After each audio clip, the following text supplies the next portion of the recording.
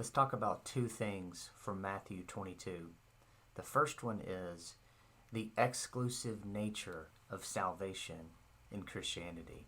Many people will attack Christians, the Bible, and God by saying, how can Christians be the only source of truth, or Christianity? How can Jesus be the only way to salvation? And so they balk at that exclusive nature. Well, all throughout the New Testament, you see the exclusive nature, meaning that salvation is found only through Christ, only through his life, death, and resurrection can you and I be saved. So from that side of the coin, yeah, they're right. It's very exclusive. But they miss usually the inclusive part of this offer to salvation. And in the parable of the wedding banquet, you start to see a little bit of this inclusive call, but you read it throughout the whole Bible, Old and New Testament. This offer of salvation is open to everyone, no matter where they come from, no matter their class, no matter their skin color, their gender, doesn't matter. This offer applies to everyone. And then it's up to them whether to accept or reject it. It is so inclusive, I think, that it is the most inclusive call to salvation that there is. All you have to do is look at other different methods, look at other different worldviews to see what you have to do in order to be saved, in order to please God.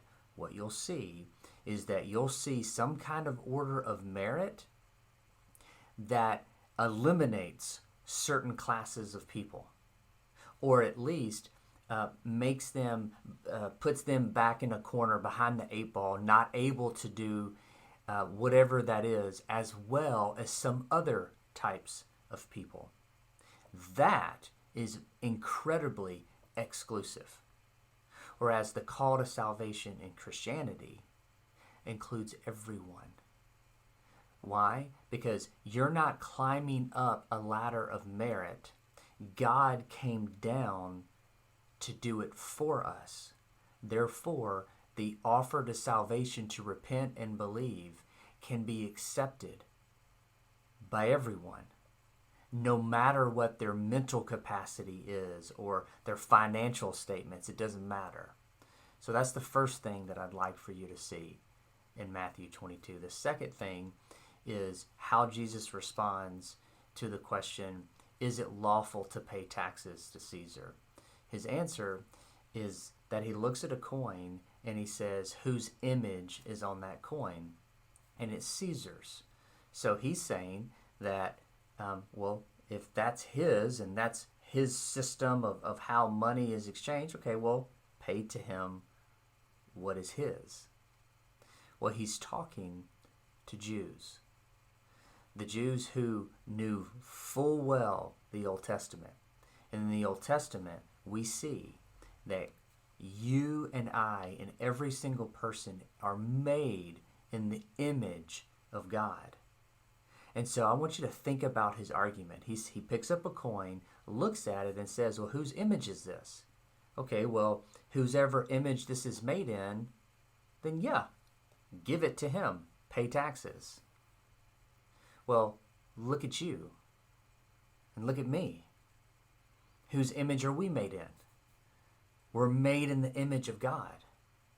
So, we owe to God our lives, our obedience, our worship, our adoration. Why? Well, because we're made in God's image.